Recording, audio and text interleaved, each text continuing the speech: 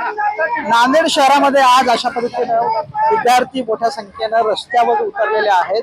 मागच्या अनेक दिवसांपासून वेगवेगळ्या परीक्षा ज्या आहेत त्या परीक्षा रद्द होत आहेत, तर काही परीक्षा ऑनलाईन घेण्याचा निर्णय जे आहे ते शासनाने घेतलेला आहे। त्याच्या विरोधामध्ये हजारो विद्यार्थी जे आहेत ते रस्त्यावर उतरले आहेत। जिल्हाधिकारी कार्यालयावर हा सगळा मोर्चा काढण्यात येतोय। नेमक्या कुठल्या मागण्या आहेत त्या संदर्भामध्ये आपण बोलणार आहोत। काय सगळ्या मागण्या आहेत, काय सांगाल? आजचा मोर्चा हा केवळ आंदोलन नाहीये, तर लाखो विद्यार्थ्यांच्या संयमाचा उद्रेक आहे। राज्य सरकारकडे बघू शकतोय आपण सद्यस्थितीत एमपीएससीच्या या सर्व परीक्षा, तांत्रिक गोंधळ, सर्व्हर डाऊन, लांबवरची परीक्षा केंद्रे, याला विद्यार्थी इथला कंटाळलाय आणि पेपर फुटीची मालिका संबंध महाराष्ट्राने पाहिली, आता देशभराने सुद्धा पाहिली नीटच्या माध्यमातून। तर आमचा मागणी आहे, विद्यार्थ्यांना आश्वासन नको, पारदर्शक, विश्वासार्ह आणि वेळेत जाहिराती हव्यात। आणि सोबतच सगळ्यात महत्वाचं म्हणजे सद्यस्थितीत रखडलेली 75,000 मेगा भरती असेल, तात्काळ सर्व परीक्षा या ऑफलाईन असतील आणि सोबतच 75,000 पोलीस भरती, मेगा भरतीसह त्यासोबत सारथी भरतीच्या जाहिराती, स्टेनोग्राफरची जे पदं मृत घोषित करण्यात आली आहेत ती पदं तात्काळ पुनर्जीवित करून त्यांना न्याय देण्यात यावा।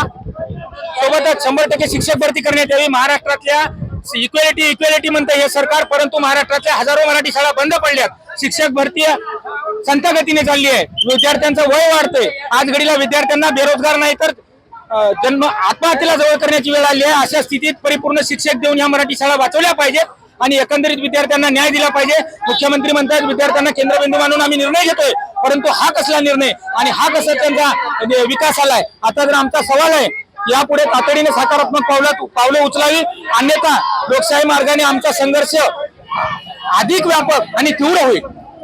याच्यानंतर कुठलं आंदोलन असणार जर मागण्या पूर्ण? यानंतर हे आंदोलन शांतता आणि संविधानिक मार्गाने होतंय आणि यामुळं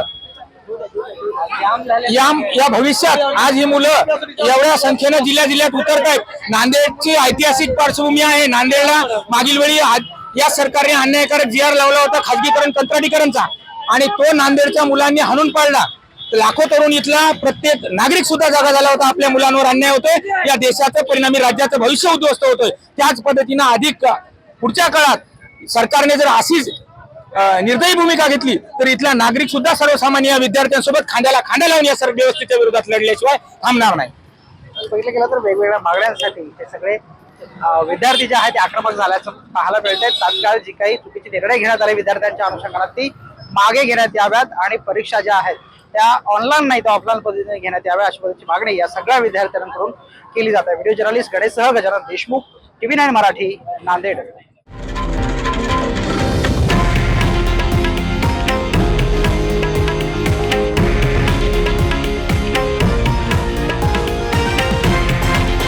हे आहे देशातील नंबर 1 न्यूज नेटवर्क आणि आपण पाहत आहात TV9 मराठी, एकमेव।